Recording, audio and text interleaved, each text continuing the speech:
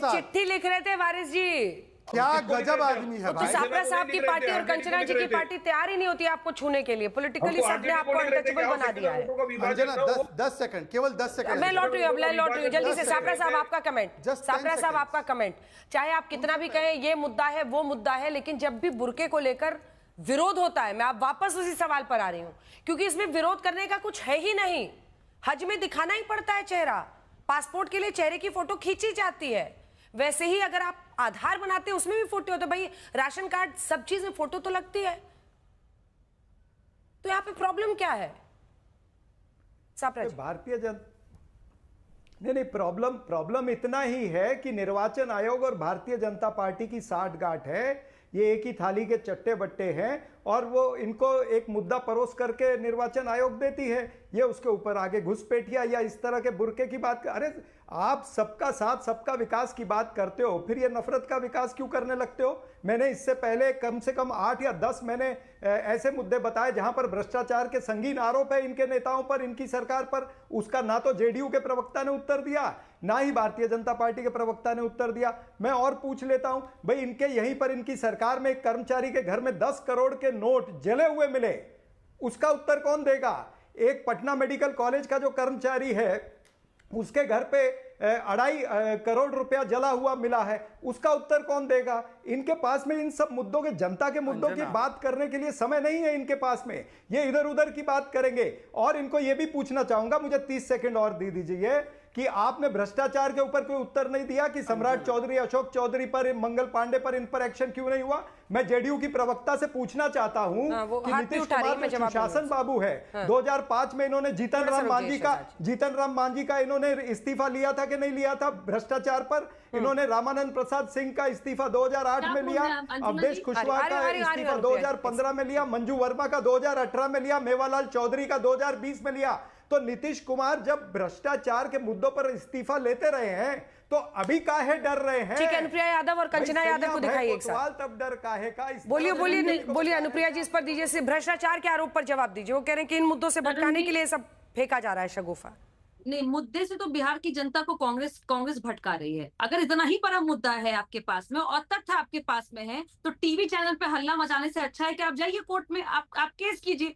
इनके पास कोई तथ्य नहीं है। और जिन बातों का आप पूछ रहे हैं ना कि हम नीतीश कुमार जी ने इस्तीफा लिया था, वो साक्ष्य के आधार पे लिया था। आपके नैरेटिव बनाने से बिहार की जनता ने ये तय नहीं करना है कि कौन अपराधी है। और 70,000 का बात करें, पूछिए अंजना जी, ये सीएजी के अध्यक्ष कौन है? विपक्ष के नेता, आरजेडी के नेता है। वो अगर इतनी ही देरी हो रही थी और इतना ही परेग हो रहा था तो बताते बिहार की जनता को। ये झूठा नैरेटिव फैलाने का प्रयास नहीं कीजिए। मैं बार बार कह रही हूँ कि बिहार की जनता बहुत प्रबुद्ध है, आपकी झूठ की राजनीति में नहीं फंसेगी। दूसरी बात, आपने कहा कि घोटालों की बात है। आप बताइए ना, किस घोटाले के डर से आरजेडी के साथ आप नहीं रह रहे? आप मान रहे हैं ना कि चारा चोर वाले के साथ आप नहीं रहेंगे, आप जनता की कमाई लूटने वाले के साथ आप नहीं रहेंगे, आप लैंड फॉर जॉब वाले के साथ नहीं रहेंगे। यही तो कारण है ना कि आज बिहार में आज पहले चरण की नॉमिनेशन के अंतिम दिन के एक अगले दिन के बाद हम लोग और अभी तक तय नहीं कर पा रहे आपका सहयोग के साथ में होगा कि नहीं होगा। नीतीश कुमार जी ना किसी को बचाते हैं ना फंसाते हैं। अगर आरोप आपने सिद्ध कर दिया तो मैं आपको बताती हूँ कि कोई भी सप्रा जी 2 लाइन का रिस्पांस मुझे कंचना जी से जवाब लेना। वो कह रहे हैं कि आप जानबूझकर भ्रष्टाचार के जो आरोप है आरजेडी के पर, इसी वजह से आप लोग अलग लड़ रहे हैं। अब तो IRCTC स्कैम में भी जो आरोप है वो फ्रेम हो गए हैं कोर्ट से। पांच पूर्व मंत्रियों का इस्तीफा नीतीश कुमार लेते हैं। क्या वो कोर्ट से ऑर्डर मिला था उनको? अभी ये हमको कहते हैं कि कोर्ट से ऑर्डर लाइए, ये पहली बात। दूसरी बात, ये कहते हैं चारा घोटाला, बड़ी बड़ी बात करते हैं। तो फिर नीतीश कुमार, इतनी नैतिकता उनकी बड़ी थी तो नीतीश कुमार ने लालू प्रसाद यादव के साथ में सरकार क्यों बनाई? अगस्त 23 को 2023 में उन्होंने सीबीआई पर भी कहा था कि भाई सीबीआई जो है वो केंद्र सरकार के दबाव में काम कर रही है। ये स्टेटमेंट नीतीश कुमार का है कि नहीं? मैं तारीख बता रहा हूं। कंचना जी, उसके बाद आ रही है उषा जी, उसके बाद तुरंत आ रही है कंचना जी। जो अनुप्रिया जी कह रही है उसका जवाब दीजिए। सीट अलाइनमेंट आप भी बैठ के कह रही थी, आपके अन्य जो प्रवक्ता थे वो भी कह रहे थे 48 घंटे बचे अभी तो हो जाएगा ऐलान, 24 घंटे बचे ऐलान हो जाएगा। टाइम निकल गया, पहले दिन बार का नामांकन, मैं उस पर जवाब दे रही हूँ। सीट शेयरिंग ही नहीं हो पाई। नहीं अनुप्रिया जी, आपसे भी एक मेरा सवाल है और शहजाद जी से भी एक सवाल है। पहला अनुप्रिया जी कि यही अंजना जी के ही मंच पर अमित शाह जी बोलकर गए कि मुख्यमंत्री चेहरा नहीं होंगे नीतीश कुमार, क्या मुख्यमंत्री नहीं बनेंगे नीतीश कुमार? तो क्यों नहीं बन रहे? क्या नीतीश कुमार जी बीमार हैं, नीतीश कुमार जी होश में नहीं है, नीतीश कुमार जी बिहार चलाने लायक नहीं है? उनकी छवि का उपयोग बस भारतीय जनता पार्टी करना चाहती है, ये आप देख लीजिए। लेकिन शहजाद जी इसका जवाब दीजिएगा, इसका जवाब दीजिएगा। लेकिन उसके बाद कंचना जी वो मिले भी नीतीश कुमार से और उन्होंने 2 बार कहा मैं हेडलाइन नहीं दूंगा, नीतीश कुमार के नेतृत्व में ही चुनाव हो रहा है। सीट शेयरिंग पर थोड़ा सा तो बोलिए, क्या हो गया, क्यों फंस गया? सीट शेयरिंग अगर नहीं होती अंजना जी, आप बताइए नॉमिनेशन कैसे हुआ होता? सारे फर्स्ट पेज के सीटों पर नॉमिनेशन हो चुका है और आप कह रही सीट शेयरिंग ही नहीं हुआ। बिना सीट शेयरिंग के कैसे नॉमिनेशन हो गया, बताइए? लेकिन मुझे यही तो समझना है आपसे। एक सेकंड दिखाइए इनको, सारी सीटें दिखाइए जो हम लोगों ने अभी पूरा शो किया है। आपको सीटें बताते हैं कहां पर। सबसे पहले वैशाली की सीट, आरजेडी और कांग्रेस में सीट को लेकर वहां पर जंग है, दोनों ने अपना नामांकन दाखिल कर दिया है। आ जाइए बछवाड़ा की सीट, जहां पर सीपीआई से अवधेश राय है, कांग्रेस से शिव प्रकाश गरीबदास है। गौरा बौराम जहां से आरजेडी और वीआईपी दोनों ने प्रत्याशी उतार दिए। तो 4-5 सीट, क्या 8-9 सीट ऐसी है, ये देखिए हम दिखा भी रहे हैं अपने दर्शकों को। बिहार शरीफ, उमेर खान कांग्रेस से करते हैं, सीपीआई से शिव कुमार यादव। अब सीट शेयरिंग हो गई तो ये कैसे हो गया? सीट शेयरिंग हो गई। मैंने भी आपको पहले भी कहा था अंजना जी कि कुछ सीटों पर लेकर अगर चाहते हैं कि वो लड़े हम लड़े, तो उस पर नॉमिनेशन हो गया है। नॉमिनेशन विड्रॉ करने का भी समय दिया जाता है इलेक्शन कमीशन ऑफ इंडिया के द्वारा, उसको भी नहीं भूलना चाहिए। लेकिन मैं कुछ संतों की बात करूंगी, मैं एनडीए की संतों की बात करूंगी। इतने बड़े महासंत है वो, महापुरुष है वो, बस 2-4 हत्या किए हुए हैं, 2-4 AK-47 लेकर चलते रहते हैं और कई साल जेल में रहे। ऐसे संतों को एनडीए ने टिकट दिया हुआ है। वो है अनंत सिंह, धूमल सिंह, हुलास पांडे, अमरेंद्र पांडे, आनंद मोहन सिंह के बेटे चेतन आनंद को हमारे यहाँ जब वो थे तब वो अपराधी थे, इनके यहाँ चले गए। अभी वॉशिंग मशीन शहजाद पूनावाला जी, जवाब दीजिए। अंजना जी देखिए, वैसे तो आज तक के अंदर ऐड दिखाने का बहुत पैसा लगता है, पर फिर भी मैं ये बाम है, जब कुटाई उटाई हो जाती है ना एयरपोर्ट पे, तो ये लगाते तो राहत मिलती है। मैं लेकर आया हूँ ड्रामा कर रहे हैं महागठबंधन के लिए। अंजना जी मैंने किसी के बीच में नहीं बोला, आप मुझे अपना मौका दीजिए। अंजना जी देखिए ना, जब पहले फेज़ की नॉमिनेशन फाइल हो गई तब तक हमारे सीट शेयरिंग हो गए, हमारे कैंडिडेट सभी पार्टी के अनाउंस हो गए, कौन कहाँ से लड़ेगा ये तय हो गया और हमारा सब कुछ तय है, एजेंडा तय है। इनके यहाँ पर पहली फेज़ की वोट जो नामांकन है वो तय होने के दिन पर भी कौन कितनी सीट लड़ेगा ये नहीं पता। वीआईपी पार्टी को कितनी सीट मिलेगी, कांग्रेस को कितनी मिलेगी, सीपीआईएमएल को कितनी मिलेगी, आरजेडी को कितनी मिलेगी, ऐसी 12 सीटें हैं जहां पर तीनों ने एक एक प्रत्याशी उतार रखा है। और वहां पर तो पिता नामांकन देता है, बेटा वापस ले लेता है। फिर देखते हैं कि भाई और भाई साथ में नहीं हो पाते हैं, भाई और बहन की लड़ाई है। तारिक अनवर जो है कांग्रेस पर जो है पैसे लेने का आरोप लगाते हैं, टिकट बेचे गए ये बोलते हैं। और एयरपोर्ट का तो वो देखा था ना, इसीलिए मैं लेकर आया हूं। ये बाम जो है बहुत राहत मिलता है, महागठबंधन को ये लगाकर आराम करना चाहिए। दूसरी बात देखिए, मैं तो हैरान होता हूं कि क्या कॉन्फिडेंस लेकर सापरा जी आते हैं डिबेट में, और हमारे एमआईएम के भाई साहब भी।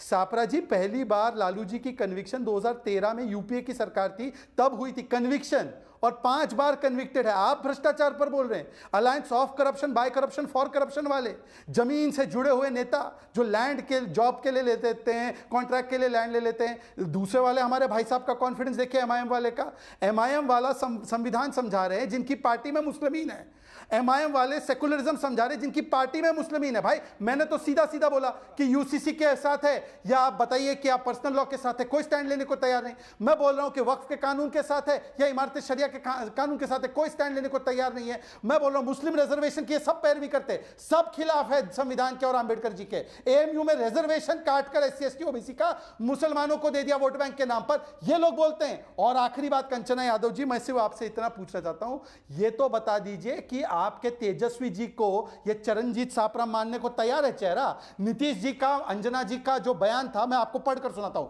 अंजना टू अमित शाह जी, अगर एनडीए की सरकार बनी तो क्या नीतीश जी को सीएम बनाएंगे? अमित शाह टू अंजना जी, मैं कौन होता हूं भला बनाने वाला, विधायक बैठकर तय करेंगे। अंजना टू अमित शाह जी, अरे अगर आपकी सीटें ज्यादा आ गई, बीजेपी की आ गई, तो अमित शाह टू अंजना जी, बीजेपी के आज भी विधायक ज्यादा है, वो हमारा चेहरा है, उन्हीं के नेतृत्व में लड़ रहे, इसमें क्या कंफ्यूजन है? अब बताइए तेजस्वी चेहरा है क्या ये? अंजना जी ये बहुत अच्छा काम करता है। सापरा जी, दोनों मुद्दों पर एयरपोर्ट के बाहर की तस्वीरें वायरल हुई कि कैसे नेता को आपके भागना पड़ रहा था और जो लड़ाई कुटाई हो रही थी, ये भी सच है कि नीतीश कुमार के घर के बाहर विधायक बैठे हुए हैं धरने पर। लेकर आए हैं आपके लिए दवा की परेशानी जो हो रही है, लेकिन सवाल है कि गठबंधन में फेलियर, दूसरी तरफ तेजस्वी का नाम कहाँ ले रहे हैं राहुल जी? अब तेजस्वी से बड़ा कोई नेता है क्या महागठबंधन में? उनका नाम क्यों नहीं ले रहे हैं आप लोग? पहले तो ये महाभ्रष्ट पार्टी भारतीय जनता पार्टी पे ने जो भ्रष्टाचार पर कहा उसका मैं छोटा सा उत्तर दे देता हूं। सारे भ्रष्ट नेता जब दूसरी पार्टी में होते हैं तो वो भ्रष्टाचारी होते हैं, इनकी पार्टी में आते हैं तो वो सदाचारी हो जाते हैं। हेमंता बिस्वा से शुरू करेंगे, उनको ये पानी चोर कहते थे। शुभेंदु अधिकारी को क्या गलियाते थे, बाद में बीजेपी में आ गए तो वो पाक साफ हो गए। नारायण राणे हो गए, अशोक चौहान हो गए, ऐसे अनेकों नेता। और ये हमको भ्रष्टाचारी का पाठ ये हमको पढ़ाते हैं। छोड़ दीजिए इस बात को। आप जहां बात कर रहे हैं कि जो मान मुनव्वल या जो जिस तरह के झगड़े की बात कर रहे हैं, तो इनको याद दिलाना चाहूंगा कि गिरिराज सिंह ने, अरे सुनिए, गिरिराज सिंह ने तो कल परसों ही कहा कि बीजेपी मुगालते में न रहे, गफलत में न रहे, गिरिराज सिंह ने कहा। और आप ही के बीजेपी के एमएलए राम सूरत सिंह कुर्ता फाड़ आंदोलन किया, नंगे होकर के उनके कार्यकर्ताओं ने आंदोलन किया, भूल गए? जेडीयू के एमएलए जो है गोपाल मंडल मुख्यमंत्री के घर के बाहर 2 दिन बैठे रहे हैं। तो ये भारतीय जनता पार्टी में भी अनुप्रिया जी, जल्दी से अनुप्रिया जी, नीतीश जी को लेकर जो प्रश्न है कंचन यादव जी का, उसका जवाब दीजिए। अंजना जी, नीतीश कुमार जी के काम के तीरों ने लालटेन की लौ को ऐसा बुझा दिया है कि इनको नीतीश कुमार जी नजर नहीं आ रहे हैं। लेकिन नीतीश कुमार जी ईडी सीबीआई के दरवाजे पे नहीं मिले। कंचना जी चिंता मत कीजिए, लालू जी से भेंट वहां नहीं होगा। नीतीश कुमार जी जनता के बीच में जा रहे हैं अपनी योजनाओं के साथ में। और आपने देखा कि हमारे यहाँ नीतीश कुमार जी जो जिनको भी टिकट बांटा वहां पे किसी ने लौटाने का फरमान नहीं जारी किया, जो आपके यहाँ चल रहा है। आप नहीं देख पा रही क्योंकि आपकी लालटेन की लौ बुझ चुकी है। दूसरी बात, मुझे चिंता हो रही है कांग्रेस और आरजेडी की प्रवक्ताओं के साथ में। इनको हमारे यहाँ बैठे एमएलए दिख रहे हैं, लेकिन इनके यहाँ रूठे हुए कार्यकर्ता नहीं दिख रहे हैं। आप बताइए, कहते हैं कि नॉमिनेशन बैक लेंगे, कौन लेगा, कौन पीछे जाएगा? आखिर लड़ाई तो यहाँ पे है। मुझे तो ये जानना है कंचना जी से कि क्या कंचना जी गठबंधन हो रहा है कि नहीं हो रहा है आपके यहाँ? अगर हो रहा है तो आप कितने सीटों पे चुनाव लड़ रहे हैं? और अगर चुनाव लड़ भी लेंगे तो जीतेंगे तो नहीं मुझे पता है, लेकिन नेता कौन है अभी तक नहीं बताइए। और नियत क्या है आपकी? क्या जैसा कि आपके लालू प्रसाद यादव जी ने नौकरी के बदले जमीन ली, वैसा ही आप यहाँ का फरमान होगा कि नौकरी के बदले जमीन हम ले लेंगे। अब अगर मौका आपको मिलेगा तो आप कांग्रेस की जमीन हथियार लेंगे, जैसा कि आपने अपने सहयोगी दलों के साथ में किया है। तो नीतीश कुमार जी आपको मिलेंगे, 14 नवंबर को भी मिलेंगे, वोटों की गिनती में मिलेंगे। यही है ना अनुप्रिया जी, सुनिए ना अनुप्रिया जी, अगर नीतीश बाबू इतना ही काम किए हैं, नीतीश जी ये किए हैं, नीतीश जी वो किए हैं, तो फिर योगी जी आके बुर्का काहे ला रहे हैं? हाँ, 1 मिनट, इसलिए आया क्योंकि आपने देखा होगा कि सहयोगी दल जो है विपक्ष का, वो उत्तर प्रदेश से कह रहा है, उसको चिंता हो रही है मुस्लिम बहनों की। बिहार की मुस्लिम बहनों की चिंता नीतीश कुमार जी ने उतनी ही की जितनी हिंदू बहनों की है। तो बिहार में उन्होंने जो एक फरमान यहाँ पे भंग करने का प्रयास किया, धार्मिक रंग देने का प्रयास किया, यह सपा ने किया था। अंजना जी, आप गौर फरमाइएगा, इलेक्शन कमीशन ने कहा कि जो भी पर्दा में होंगे, जो भी घूंघट में होंगे, उनके आइडेंटिटी हम वेरीफाई करेंगे। हमने कभी भी हिंदू मुस्लिम में बांटने का प्रयास नहीं किया, लेकिन नीतीश कुमार जी के कामों ने इनकी चिंता बढ़ा दी है। तब हिंदू मुस्लिम करने का प्रयास करें। ठीक है, जल्दी से वारिस पठान जी कमेंट जल्दी से, उसके बाद मैं जा रही हूँ। हो गया शहजाद जी, दवा लग गई, अब दवा नीचे कर लीजिए। हमने तो अंजना जी ग्रैंड डेमोक्रेटिक अलायंस बना दिया। तीसरा मोर्चा आजाद समाज पार्टी के जो कांशीराम जी उनके साथ और अपना जनता पार्टी मौर्या जी के साथ बना दिया। अब तो फाइट शुरू हो गई है, बैटल स्टार्ट। ये इस तरफ बीजेपी एनडीए, इस तरफ हमारी महागठबंधन है, इनको आपस में लड़ते थे तो हमारा देखो आपका कौन सा बैटल है, कौन सा बैटल, कितने सीट पे लड़ रहे हैं? हक की, इंसाफ की, कितने सीट पर लड़ रहे हैं? फिलहाल तो 34 पे दिए, आगे देखो। सीमांचल से बाहर कितनी सीटें हैं? अरे अंजना जी, 4 भी जीत गए तो भी बहुत है, 50 जीत गए तो भी बहुत है, लेकिन we will be the kingmaker. हमारे सीमांचल से बाहर कहां लड़ रहे हैं? सर पे पिनाना हमको पता है, इसके सर पे पिनाना, ये ताज हमारे हाथ में रहेगा। बिहार की जनता को तीसरा विकल्प खाली महागठबंधन का वोट काटने के लिए वो कह रहे हैं कि आप लोग वहां पर सीमांचल में लड़ते हैं क्योंकि मुस्लिम बहुल सीटें खोजते हैं आप लोग दूरबीन से पहले। नहीं, हमने तो हमारे नॉन मुस्लिम को भी दे दिया। जेडीयू ने तो पिछली बार 11 को दिया था, इस बार खाली 4 मुसलमान को दिया। आरजेडी का तो पता ठिकाना नहीं है, बीजेपी तो 0। आपने तो शहजाद जी एक को भी नहीं दिया है, आपने तो शहजाद जी एक भी मुस्लिम कैंडिडेट नहीं उतारा है। अंजना, आपने बोला कि वो दवाई, देखो मुकेश सैनी भी डॉक्टर के लिए दिल्ली में आए थे, उनका तो इलाज ठीक से वो नहीं कर पाए महागठबंधन वाले। पर मैं आपको बताऊं, देखो बैसी, बहादुरगंज, रानीगंज, कालगांव, सहरसा, बछवाड़ा, पालीगंज, तरारी, घोसी, वैशाली, यहाँ पे मैंने कंसाइनमेंट भेज दिया है। ये कहीं पर आरजेडी लगाएगी वो स्प्रे, फिर कहीं पर कांग्रेस लगाएगी, कहीं पर सीपीआईएमएल लगाएंगे। फिर तारिक अनवर ने आज ट्वीट किया है, farmer MLA Gajanan shahi, Munna shahi lost by 113 vote, पर उनका टिकट काटा गया और जो 30,000 वोट से हारे उनको एक और चांस मिला। ये तारिक अनवर बड़े नेता कांग्रेस के, इनके लिए भी एक कंसाइनमेंट डिस्पैच कर दिया है। हमारा अलायंस मिशन विशन वाला, इनका अलायंस कंफ्यूजन, डिवीजन, तुष्टीकरण और केवल अपना अपना एम्बिशन। देखो मैं कह रहा हूं नीतीश जी हमारे चेहरे हैं, साफ है, इनके यहां बोलो तो तेजस्वी चेहरा है, नहीं बोल पाएंगे चरण सापरा, डिबेट निकल जाएगी, नहीं बोल पाएंगे। अब बताइए बोलवा के, नहीं बुलवाएंगे, देखो पूछो उनसे आप। बोलिए सापरा जी, सीधा कह दीजिए कि नीतीश कुमार चुनाव के बाद में मुख्यमंत्री, ये कह दीजिए कि नीतीश कुमार चुनाव के बाद दूसरे से सुनना है। क्या अमित शाह ने कहा इस बात को? मौका दो। अमित शाह भी गोल गोल बातें करके गए। अमित शाह भी गोल गोल मान गया ना कि आप गोल गोल बातें करके गए। अनुप्रिया जी कह रहे हैं कि आप लोग मान गए कि चुनाव नहीं जीत रहे हैं, नीतीश कुमार ही फिर बनेंगे। ये बात नहीं है। मैं ये अरे वैसे तो तेजस्वी जी का नाम लीजिए ना सापरा जी, इतना मुश्किल नहीं है। और नीतीश कुमार साफ है, क्योंकि 20 साल नहीं क्या तो अरे भाई आपने क्या अमित शाह को पूछा? इतना मुश्किल नहीं है। अमित शाह ने कहा कि नया विधायक दल तय करेगा, यही कहा ना, तो नया विधायक दल तय करेगा, यही तो लोकतंत्र में प्रक्रिया यही है ना। ठीक है शहजाद जी इस पर रिस्पॉन्ड कीजिए। तंत्र में प्रक्रिया यही है ना। अंजना जी मिलकर तय करेंगे वो भी, अंजना जी लोकतंत्र की प्रक्रिया। हाँ देखिए वो तो सारी प्रक्रिया हम जानते हैं। 2009 में मनमोहन सिंह को प्रक्रिया के तहत घोषित किया था क्या? तो तब भी रुक जाते सांसदों के लिए, तब तो घोषित किया था ना। हम साफ कह रहे हैं कि इस चुनाव में हम नीतीश जी के नेतृत्व में लड़ रहे हैं और मैं आपको फिर से बता रहा हूं, हमने तो एक बार करके दिखाया है। बड़ी पार्टी होने के बाद भी हमने नीतीश जी को सीएम बनाया, ये हमारी कमिटमेंट। पर तेजू भैया को ये डिक्लेयर करेंगे नहीं चेहरे तक के रूप में। और देखिए ये MY फैक्टर में जो है ना अंजना, ये M की चिंता है, Y को तो इन्होंने किनारे कर दिया। Y मतलब यू, M मतलब मी, तो मी की चिंता है, यू को किनारे कर दिया। कंचना जी, यही इनका MY है। कंचना जी, वारिस जी अलग M सुनते हैं वारिस जी और सेंसिटिव हो जाते हैं एकदम। रुकिए वारिस जी, रुकिए, पहले कंचना जी बोले। हाँ शहजाद जी से आपने सवाल पूछा कि बीजेपी ने एक भी मुस्लिम कैंडिडेट नहीं दिया, लेकिन उन्होंने नहीं जवाब दिया। ये यहाँ पर बीजेपी में मुसलमान बस झंडू बाम लगाने के लिए होते हैं, मरहम लगाने के लिए होते हैं, वही लेकर शहजाद जी बैठे हुए हैं। अगली बार ना पट्टी भी लेकर बैठिएगा, ज्यादा चोट लगेगी तो उसकी भी जरूरत पड़ेगी, बुला लेंगे आपको, हमारे गठबंधन में आके मरहम पट्टी कर दीजिएगा। यही स्थान है बीजेपी में मुसलमानों का, ये समझ लीजिए, जीवन भर मरहम पट्टी करते रह जाइएगा दूसरों का। लेकिन बात हम नीतीश कुमार जी की पूछते हैं। हम तो 243 सीटों पर लड़ रहे हैं, हमारा गठबंधन, सीएम चेहरा अंजना जी आप ही के मंच पर आकर अखिलेश प्रताप सिंह जी बोल कर गए कि तेजस्वी जी के अलावा हमारे पास कोई विकल्प ही नहीं है, वही हमारे चेहरे हैं। लेकिन अगर आप सुनना चाहती है तो वो भी सुना, लेकिन नीतीश कुमार जी कहाँ हैं? नीतीश कुमार जी के नाम पर सारा काम हो रहा है। नीतीश कुमार जी रूठ गए, नीतीश कुमार जी, टाइम खत्म हो रहा है। छोटा सा रिस्पॉन्स मुझे भी नीतीश जी, मैं सबसे एक कमेंट ले रही हूँ। नीतीश कुमार जी महिलाओं के हृदय में है और उनके वोट में है।